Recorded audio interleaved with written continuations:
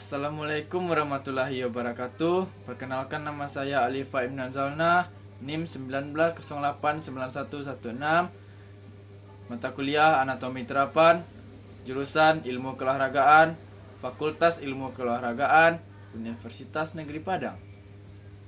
Baiklah, di sini saya akan menjelaskan materi yang pertama, yaitu neurologia. Susunan saraf pusat.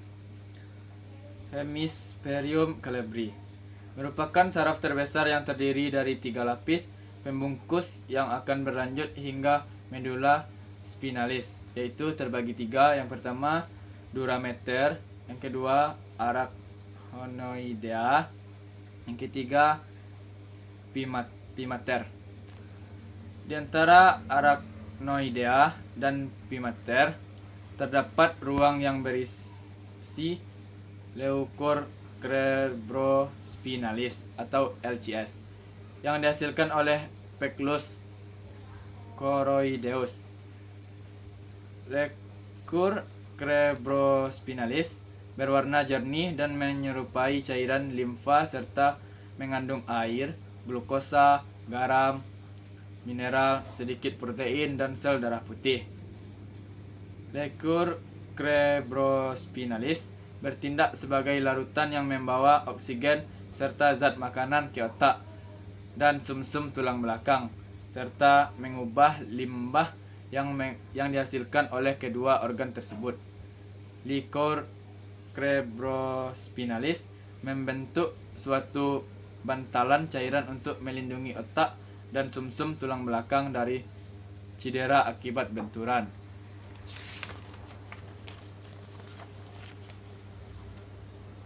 Permukaan hemisfer cerebri ditandai dengan guis atau lipatan dan sulcus atau lekukan. Sekitar 4/5 dari total korteks tidak terlihat pada permukaan, tersembunyi di dalam sulcus. Bentuk dan jumlah guirus sedikit bervariasi pada setiap orang. Susunan saraf tepi. Nervis spinalis berhubungan dengan segmen medula spinalis keluar melalui foramen intervertebralis, disebut NN segmentales, yang berjumlah 31 segmen.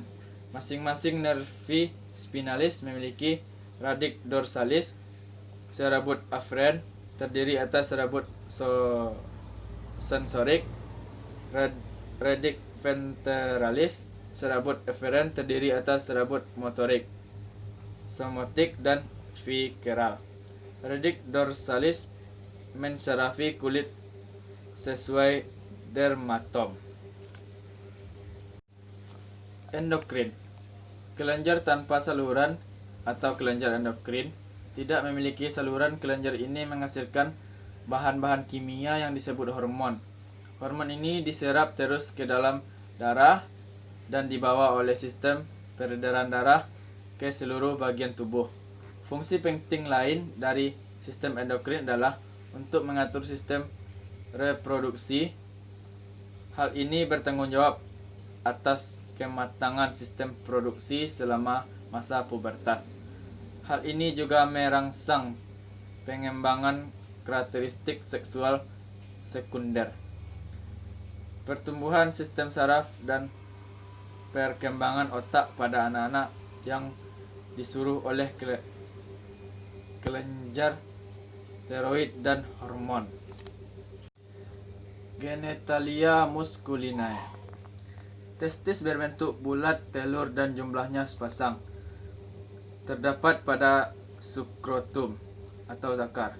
Testis merupakan tempat pembentukan sel kelamin jantan atau spermatoza dan hormon kelamin, testosteron, dilapisi oleh tunica vaginalis, pretietalis, dan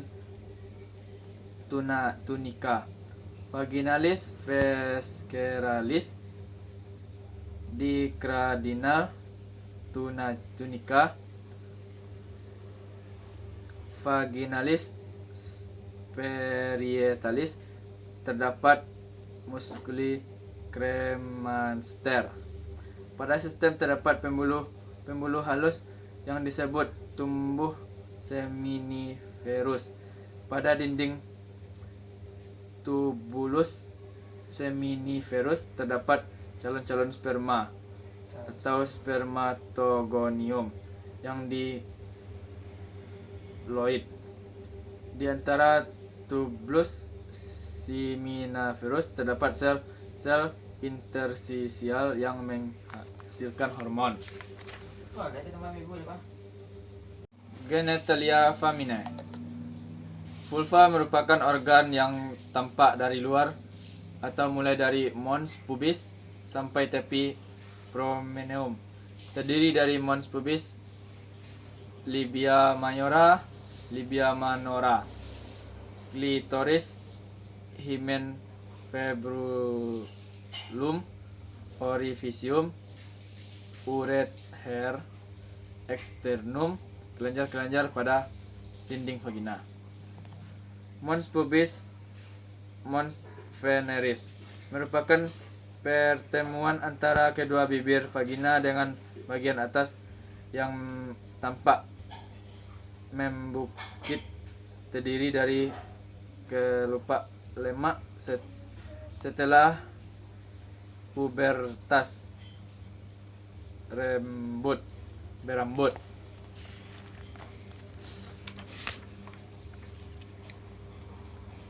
Hematologi. Yang pertama, steroid.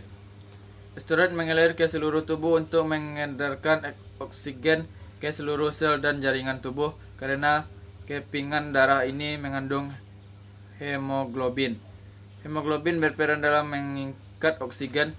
Hemoglobin juga lah yang bertanggung jawab untuk membentuk bulatan pada kepingan darah. Kedua, leukosit.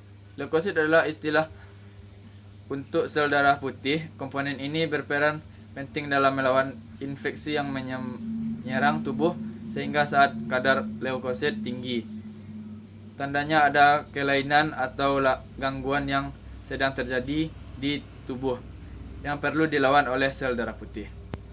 Yang terakhir, trombosit.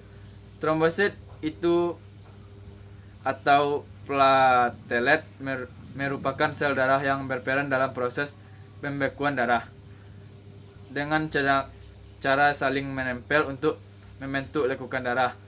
Jika trombosit jumlah dalam daerah terlalu banyak, maka risiko penyumbatan pembuluh darah lebih banyak di beberapa anggota tubuh. Indra. Yang pertama, mata. Orbit adalah suatu ruangan berbentuk piramid sisi 4 yang mempunyai basis dan apek.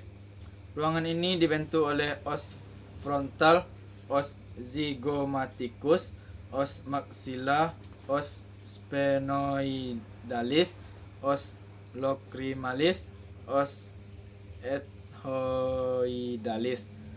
Organ yang terdapat di dalam orbit antara lain Dubulus osculi, glandula lacrimalis, opticus, otot-otot, gristik, bola mata. Kedua, telinga merupakan organ yang berfungsi dalam keseimbangan dan pendengaran telinga. Dalam bahasa Latin disebut auris, terdiri dari auris externa, auris media, dan auris interna.